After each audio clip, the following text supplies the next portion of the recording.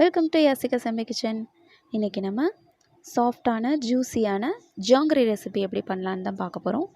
இதுக்கு வந்து ரெண்டு பதம் தான் முக்கியம். ஒன்று உளுந்த மாவு பதம், அதுக்கப்புறம் சர்க்கரை பாகு பதம். இந்த 2 பதம் கரெக்டாக இருந்தால் ஜாங்கிரி சூப்பராக இருக்கும். நம்ம சர்க்கரை பாகு செஞ்சிடலாம். இதுக்கு 200 கிராம் 1 கப்பு சர்க்கரை எடுத்துக்கோங்க. 1 கப்பு சர்க்கரைக்கு அரை கப்பு தண்ணி சேர்த்துக்கோங்க. தண்ணி சேர்த்துட்டு நல்லா கரைஞ்சி வரட்டும். கரைஞ்சதுக்கப்புறமா ஃப்ளேம் ஆன் பண்ணிவிட்டு நல்லா கொதிக்கட்டும். இது கொதித்து ஒரு சிறு கம்பி பதத்துலேருந்து ஒரு அரை கம்பி பதம் அந்த ஸ்டேஜில் ஆஃப் பண்ணிடலாம். இதில் உங்களுக்கு ஃப்ளேவர் பிடிக்கும் அப்படின்னா நீங்கள் ஏலக்காய் கூட சேர்த்துடலாம்.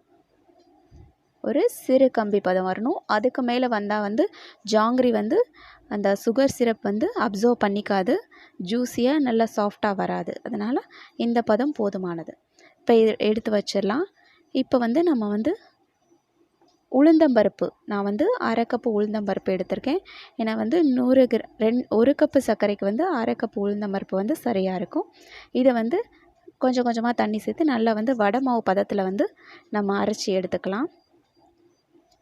இப்போ இந்த மாதிரி வடை மாவு பதத்தில் நல்லா பேஸ்ட்டாக அரைச்சி எடுத்துக்கோங்க.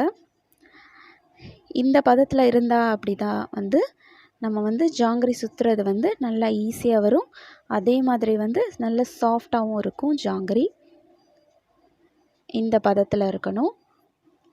இப்போ இதில் கலர்ஸ் ஆட் பண்ணிடலாம்.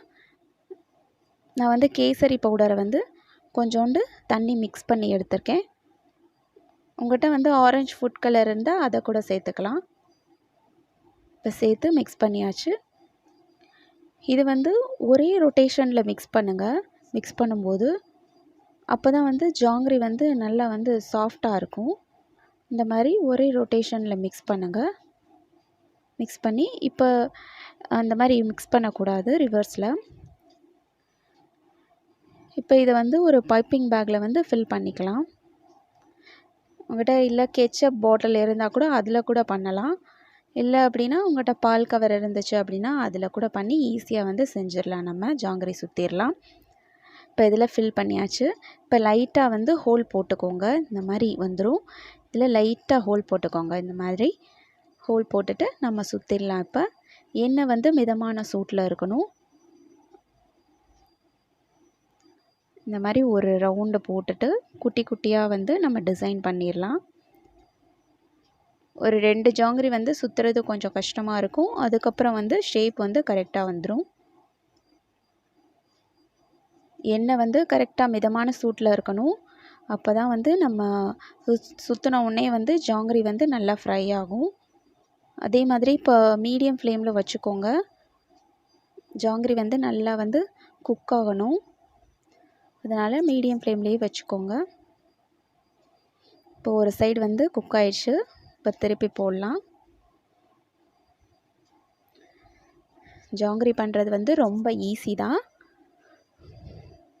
நீங்களும் கண்டிப்பாக வீட்டில் ட்ரை பண்ணி பாருங்கள். இப்போ நல்லா குக் ஆயிடுச்சு. இப்போ இதை எடுத்து நம்ம சுகர் சிரப்பில் ஆட் பண்ணிடலாம். இந்த மாதிரி சுகர் சிரப்பில் ஆட் பண்ணும்போது சிரப் கொஞ்சம் மிதமான சூட்டில் இருக்கணும். சூடு ஆறி இருந்துச்சு அப்படின்னா நீங்கள் லைட்டாக ஹீட் பண்ணிக்கோங்க. அப்போ தான் அந்த சுகர் சிரப் நம்ம ஜாங்கிரிக்குள்ளே இறங்கும். ஜாங்கிரி நல்லா சாஃப்டாக வரும்.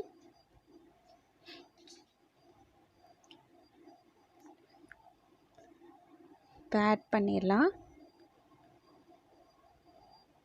இது கொஞ்சம் நெக்ஸ்ட் பேட்ச் நம்ம சுற்றி முடிக்கிற வரைக்கும் இருந்தால் போதும்.